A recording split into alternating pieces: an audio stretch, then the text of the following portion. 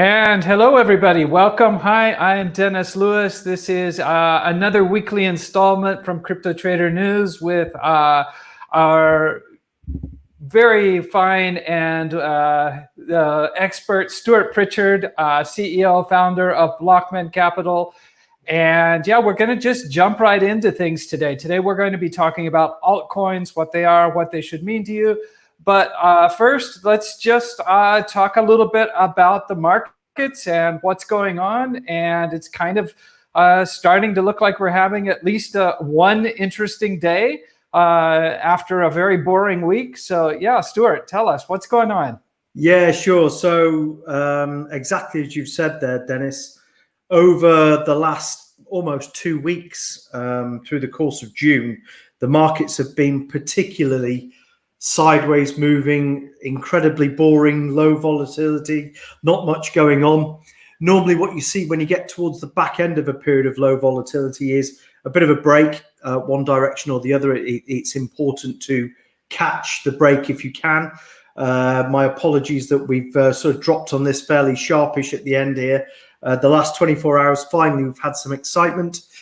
We predominantly trade Bitcoin here at Blockman Capital, and it's gained sort of 600 points or so in the last 24 hours, which sounds like it's a good percentage improvement. I'll just go up here and pull up Coin Market Cap here just so people can actually see that we are actually live and in talking about what's going on at this very moment. Real things, absolutely. So yeah, I mean, if you want to click into Bitcoin there, for example, you can see there pretty clearly that the last 24 hours have finally got a little bit livelier, and we've had a nice bump up. I think that's a bit of a stretch chart, but if we go into the sort of 1 day chart or something, we'll see something, or maybe there we go. Time frame again. We'll just see there's been a nice tick up in the last 24 hours. So that's pretty cool. We've caught. There you go. I think you can see it there. So you can see a bit clearer there. So started yesterday evening, and yeah, we were the right side of it. Luckily, here. Well, I say luckily. I mean, obviously that's what we're here to do is to trade this type of thing. But we had a couple of irons in the fire, so to speak. And it's a 24/7 market. And for anybody who doesn't sort of fully get a 24/7 market, people on here may trade Forex, for example, which has almost a 24/7 market. They may trade commodities, which have almost a 24/7 market. But all those markets have a break at weekends. They have a break at bank holidays, and they have a break at Christmas and New Year. Cryptos don't. So cryptos are truly 24/7. So it's the moves can happen at any time during the day. It's great when they follow the UK market. Typically I'm scanning screens from sort of 6 a.m. onwards through till 9-10 p.m.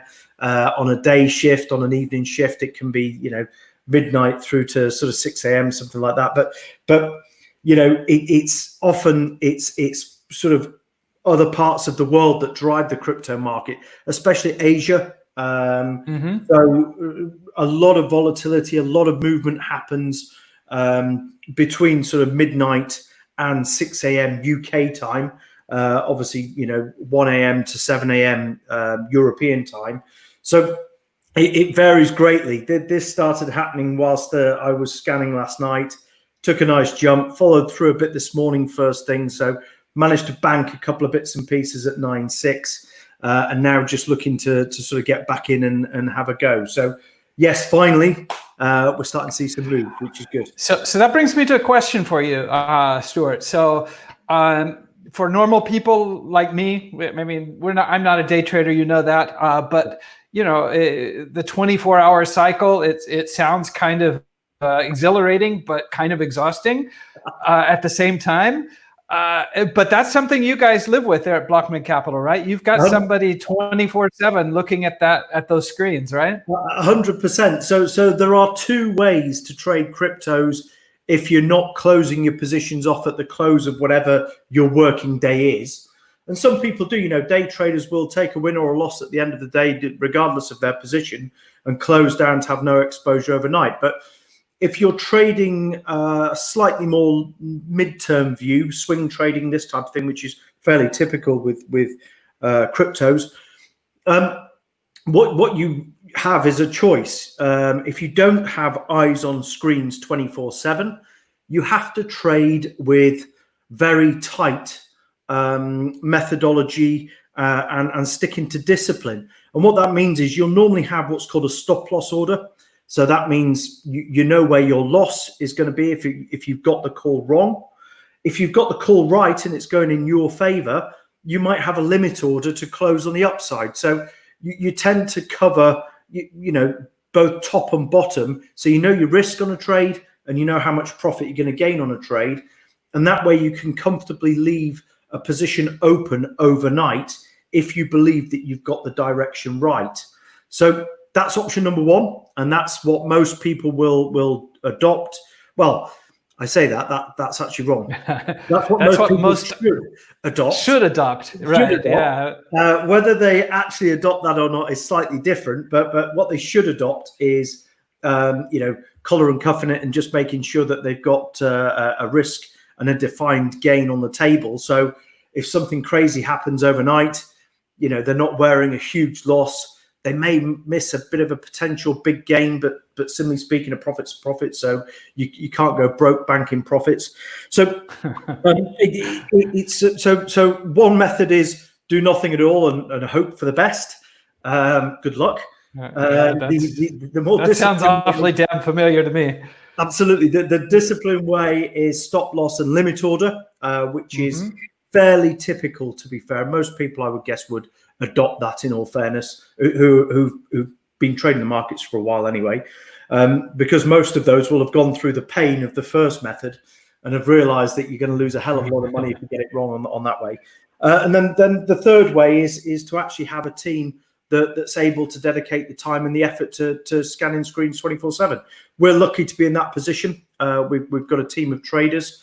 We all, including myself, draw the short straw, you might say, from 1 week to the next, and we do the night shift. Simple as that. So we take over the screens. We sort of deal with that. It's been a bit more unusual recently because of lockdown, the COVID lockdown.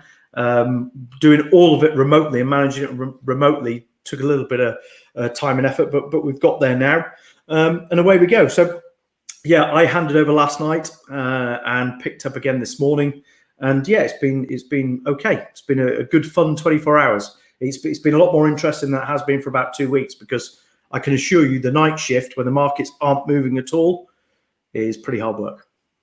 That's you mean you don't just sit around watching Netflix? Well, let's be realistic. Nobody sits there staring at the screens all the time.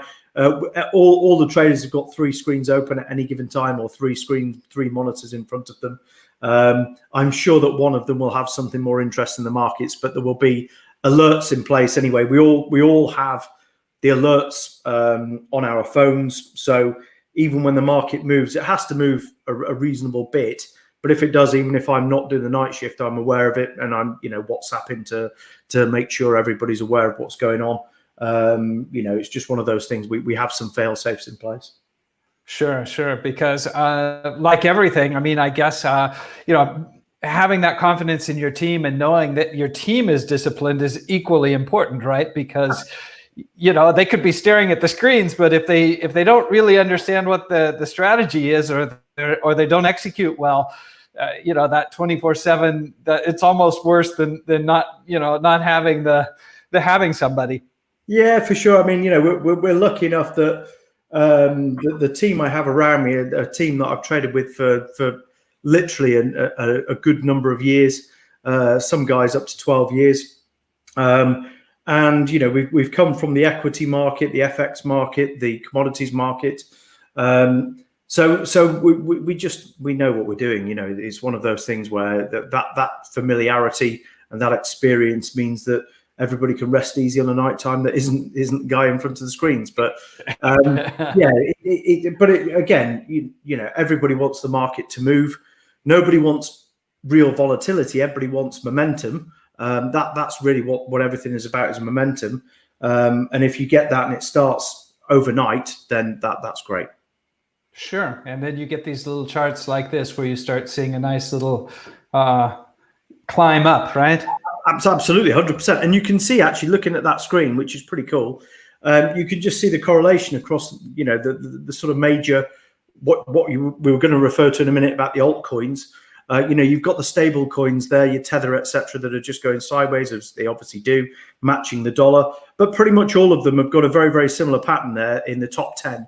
And you'd expect that. There's often a high degree of correlation. It's very rare that you get a break in correlation between the alts and Bitcoin. Sometimes happens, but generally speaking, they'll all follow a fairly similar pattern.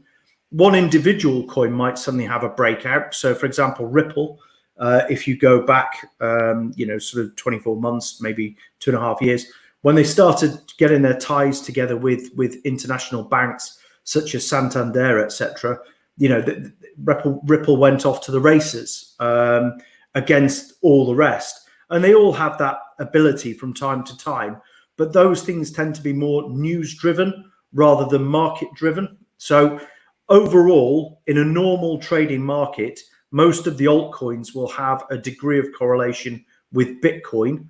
But each of them has the ability to have a piece of news that makes it, go north or south, up or down at a rate of knots. That's pretty much what you're looking for. That's a good screen you've got there just to show that correlation.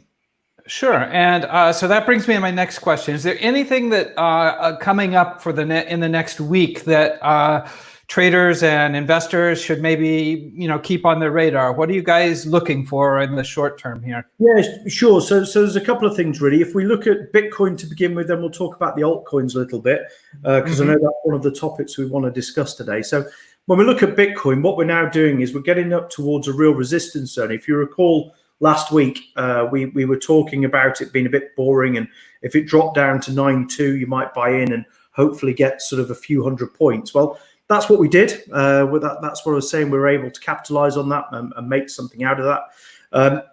We raised our stop losses this morning to 9.6, so we're actually out again, although the market is now back above that 9.6. But again, disciplined trading is you take the risk off the table as you go along. If the market goes in your favor, you don't just leave your stop loss, your automatic sell order where it is. You start locking in profit. So what I mean by that is if you get in at 9,200 on Bitcoin, your stop loss might be at, say, 8,800. And what that means, if the market drops to 8.8, it automatically closes your position and you take a 400-point loss on your trade. And depending on how many Bitcoin you bought, will dictate the value of that loss. But if you get in at 9.2 and it goes up to, say, 9.6, you then might move your stop to 9.2. And what it means is you've bought in at 9.2, your stop loss is at 9.2, you've effectively got a risk-free trade. Because if the market drops back again and hits 9.2, you close out, but you've not gained anything, you've not lost anything. If it then moves up, let's say to 9.8, as it did the early hours of this morning or close to 9.8, we moved our stop loss to 9.6. So we locked in 400 points of profit. Price then dropped back, kicked us out at 9.6. So we've taken a 400-point profit on our trade in Bitcoin. And again, you might, depend on how confident you are in the market, will decide on how much of your portfolio you invest on an individual trade. If you are red hot on it, you might go 100%. If you're a bit wishy-washy, you might go, say, 10% or 20%, and so on and so forth. So Bitcoin, we're actually in for 30% of our pot. That was our sort of confidence level on the trade because we felt there was an opportunity that was going to break below 9.2. It held, it ran up, we got out at 9.6. So it's that type of trade, or that's a type of trading methodology that we adopt here at Blockman. So where we are with Bitcoin. Yeah, and how do you decide when to get back in? Yeah, exactly right. So if 9.6 now forms a bit of support, so support and resistance. So if 9.6 now looks as though it's going to hold its level, and at this stage it looks as though it is, you might use 9.6 as your re-entry point. Even though you got out at 9.6, you might still go back in at 9.6 and see if you can get 10. So, another 400 points out of it with a bit of a tight stop. So you might have, say, a 200-point stop, looking for a 400-point gain. So a 2-to-1 ratio on profit to loss. That's something that we're sort of analysing at the moment, because the next part, which is the important part, we think it's going to be a struggle to get more than 400 points. 10,000 is quite a resistance level. It's quite a level that the market sort of fails at on an ongoing basis. And also there's what you might call emotional resistance there, which is there'll be a lot of sort of fairly decent sized traders that'll be thinking, oh, if I get to 10, I'm happy with that and I'll bank the profit. So they'll sell, and that'll push the market back down. So we're trying to sort of gauge at the moment whether 9.6 is a good entry to exit at 10. We don't feel that there's much reason to believe we're going to get too far past 10 at this stage, unless there's a positive catalyst in the overall markets. Now, that positive catalyst at the moment, if you actually compare the crypto market to equity markets, there has been a real degree of correlation through June. There's been a lot of, if you look at the S&P 500, the FTSE 100, and Bitcoin, for example, they've all been really quiet. So they've all followed a fairly similar path through the course of June. And global markets, in particular equity markets, are really picking up on this coming out of lockdown situation that's going on. So going on to that then gives us a couple of issues. The first one is, if this is successful, UK has been making big announcements today about the 4th of July and restaurants opening, hotels opening, pubs opening, hairdressers opening. Yeah, basically life getting back to normal, reducing the social distancing down to 1 meter. If this works, then the economy probably will pick back up. Money will start coming through the markets, and everything should go up, including cryptocurrencies, in our opinion. However, as we've seen in Germany over the last 24 hours, they've had 1,500 cases in a particular area due to a meat factory, a big outbreak there, and obviously then the contaminated products have gone out from that particular area. That situation can create maybe a second wave. South Korea again is also making noises about a potential second wave. We've heard in the last week about the sort of story in China about potential second wave, etc. So it's a bit of a knife's edge.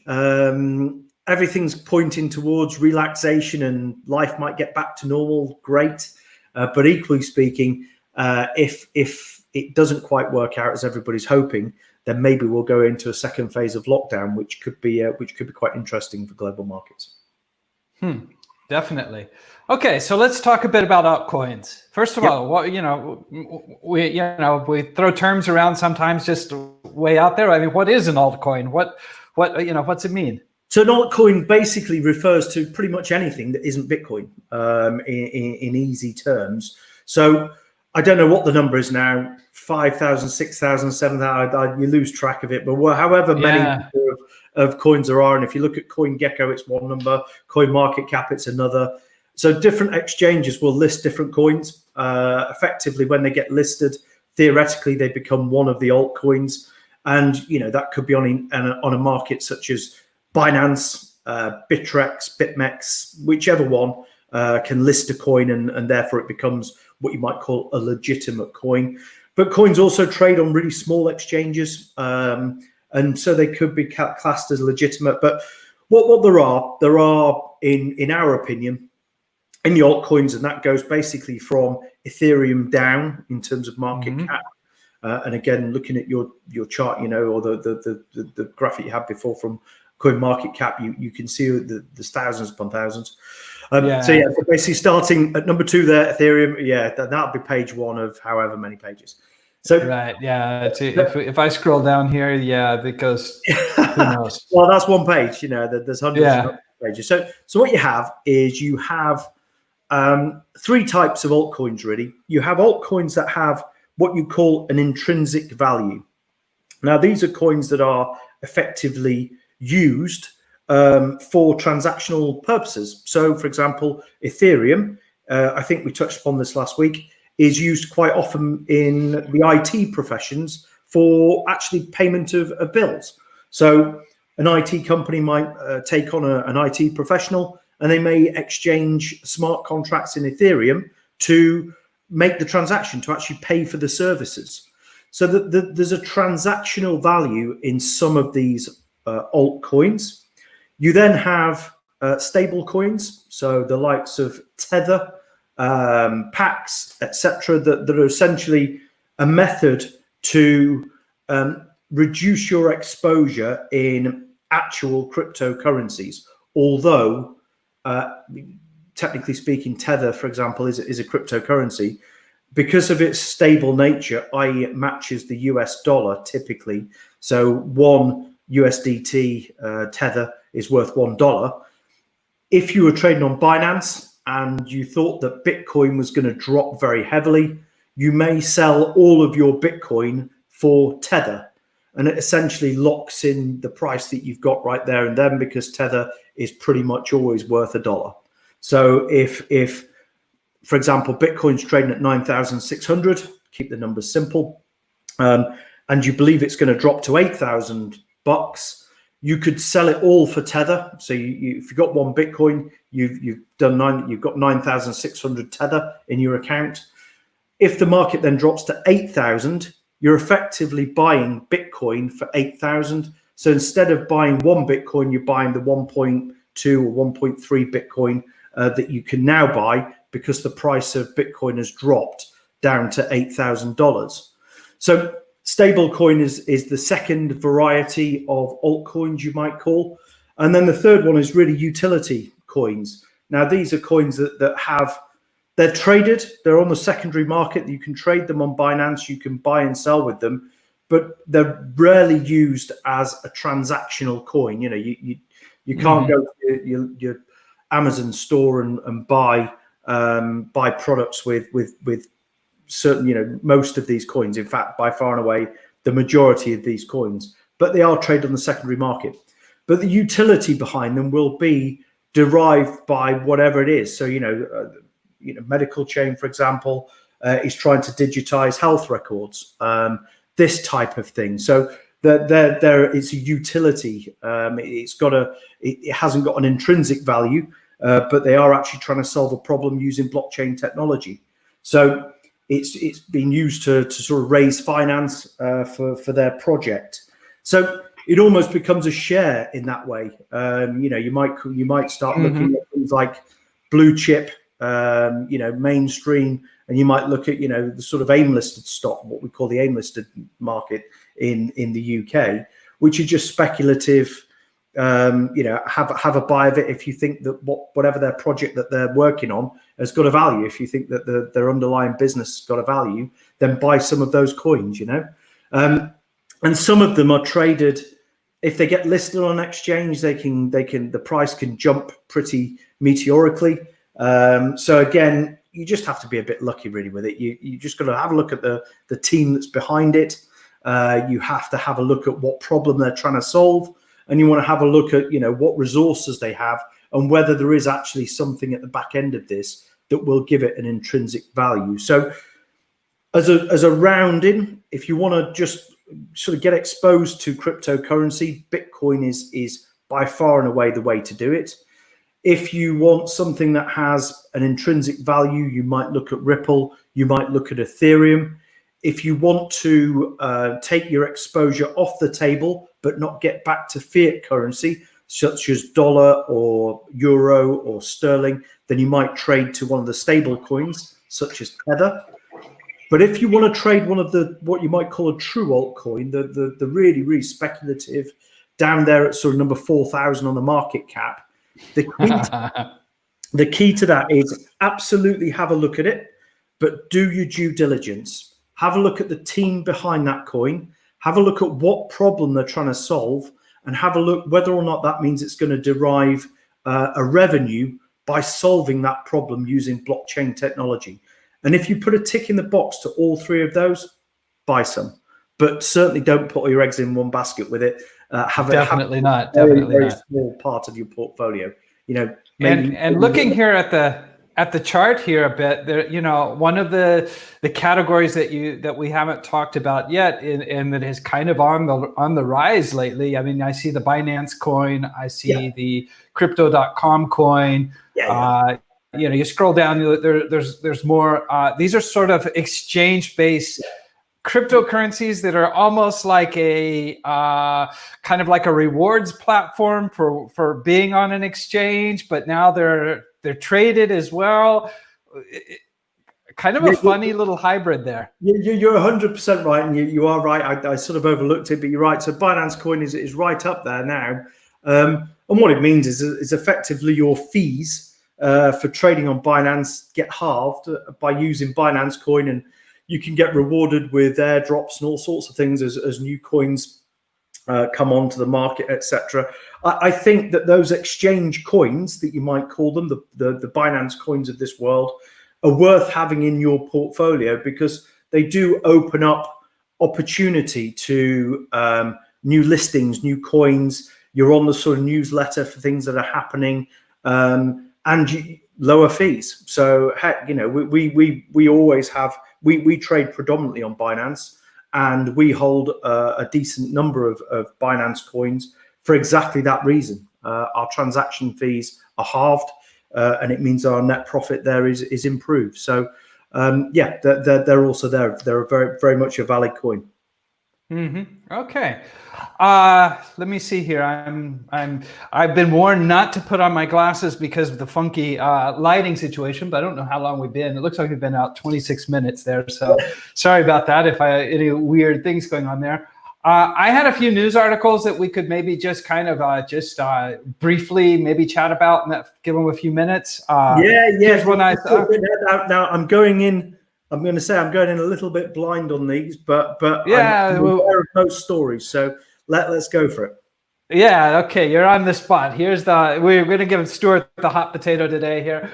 So this is one of Trump's economic advisors is leaving, and the headline is "Everyone should be worried." This is, he's leaving the White House, and he says, "I think everyone should be worried about how this is going to turn out in the end because it's a shock unlike anything we've ever seen." And, coming from somebody who probably, just a few days ago was harping on how great everything is going to be in the near future, it just caught my attention. I thought, well, maybe it's time that this man is going to tell the truth, or maybe he's always thought that way, but now that he's going out the door, he feels like he has the liberty to say what he thinks. But So here's my view on everything Trump related of this nature. And this isn't the first time that somebody's come out and spoken against Trump, especially once they've left the White House. So the reality is that anybody who's unaware of Trump's positives and negatives by this point just doesn't read any news stories, So anybody who isn't aware that he's got both strengths and weaknesses by this point, I don't know where they've been for the last 4 years, in a cave somewhere. But, so I can't see any top White House aide leaving his sort of inner circle and, not knowing some secrets or some craziness that is coming along. I think what that's referring to is the shock to the economy, about how bad things actually are over there, or this type of thing. I'm guessing that's where it's angled. Yeah, I think so. And again, unless we've been living in a cave, and unfortunately, to be fair, most of us have in a way. We've been, so there is actually probably a real valid point there, and what that is. Because, and especially here in the UK, I don't know what it's like around, but I don't know that, without sort of first-hand experience, I've got first-hand experience in the UK. Everybody's been at home, pretty much, within reason. 80% of people have been at home for the past 12 to 14 weeks. Most of us have been paid for it in some way or another, whether it's a business grant or a business loan, with very good terms, or whether it's an employment furloughing scheme, or whatever it is. There's been support from the government to sort of get us through. Now, behind the scenes, the UK has therefore been entered into record borrowing, We've had a 20.4% drop in GDP in April. May's number hasn't been sort of put out there yet. Obviously, it can't be any different. We were closed the whole of May. We've been closed the most of June. But because we've all been sat at home, most people have been out in the garden, sunbathing, been paid to do it, this type of thing. Which, okay, in one hand, I don't know how to describe it, but it's just a reality. The world could have been going to the dogs, so to speak. And if you're sat out in your garden and kind of being paid to do it, you're blissfully unaware at this stage of how bad the situation is. Now, when we get towards the back end of this year and we have to start paying for this, and we have to start paying in taxation, etc., and maybe the economy hasn't quite got off to as we'd expected, businesses have started closing, people have been laid off, which is already starting to happen quietly, but will gain momentum. It absolutely is going to be a shock. At the moment, everybody's kind of going, "Oh, we're all right. It isn't really affecting us." No, because you're not going out to the shops. You're not going out to do anything. When you're trying to go out to do something, and those things aren't there anymore, it will be a real shock.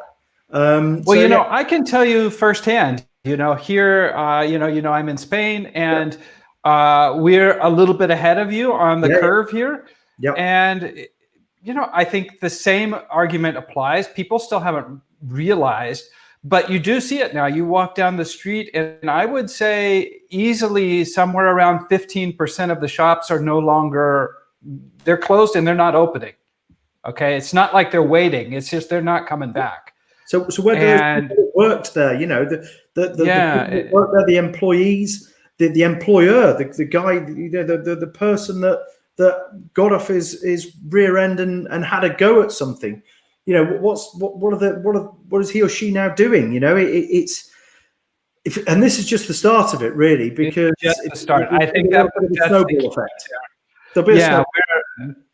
Sometime around September, October, reality is going to sink in, and people are going to have, because there's no way around it. I mean, and you say, "Oh, well, it's only 15%, maybe." Well, 15% of every store in a city is a heck of a lot. I mean, that's a lot of people. It's a lot of closed businesses. It's not insignificant. So maybe that's where this was going. I've got another one here real quick. We'll do one or two more, and then we'll quit. Sure. Let me see here. Come back here. Okay, this is Vanguard. Which is a very big financial company. They ran a digital asset-backed security pilot in 40 minutes. Yep. And what they did was they used the blockchain to basically, it was a pilot. It wasn't a real group of assets, but companies like these, they buy up, be it car loans or be it whatever it is, mortgages or whatever it is, and they package them into a package. They put a bow on them and they sell them as securities. Absolutely. And they did this an example, and it took 40 minutes compared to 10 to 14 days it would have taken their organization normally to do. It's a great example of the future. Anybody who thinks that blockchain isn't going to be a game changer is wrong. And that's why we're so keen on cryptocurrencies. We're not keen on all cryptocurrencies. I want to make that very clear, that some of them, in our opinion, don't have any intrinsic value. But blockchain as an underlying technology is absolutely the future. Safe, secure, unhackable, peer-to-peer.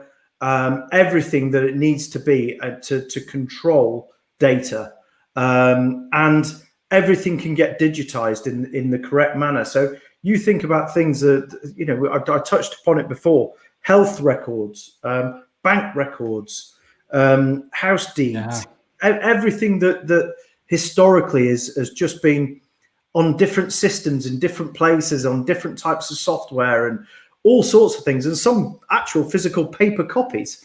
It beggars belief that it's taken this long with technology rushing ahead like it is, that so many important parts of everyday life are kind of left behind.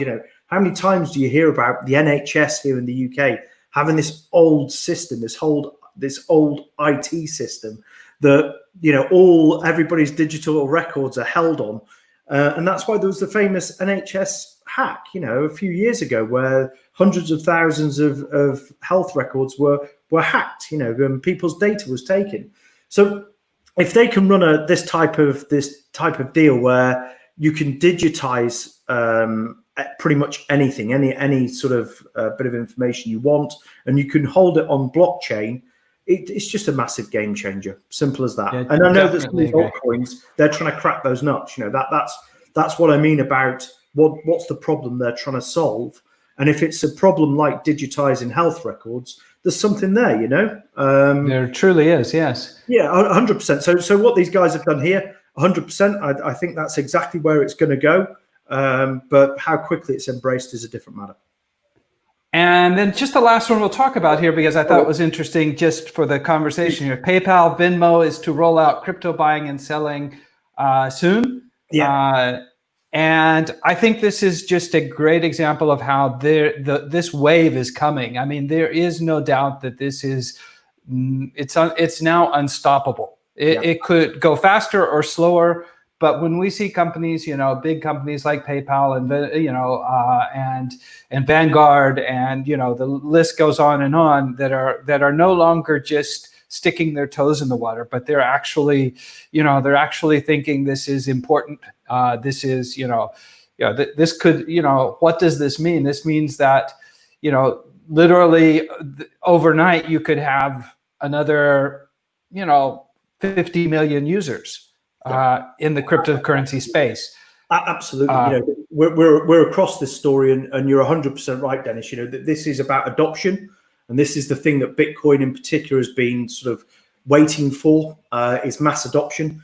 There have been sort of smallish breakthroughs like this. Amazon, had a number of stores that allowed you to buy things through Bitcoin, and some of those have now dropped away.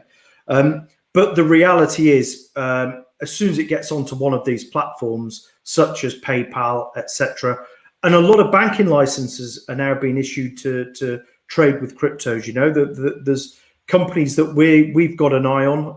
There's a company called Tap, for example, that has a Gibraltar banking license. You can get a MasterCard, and with that MasterCard, you can spend crypto.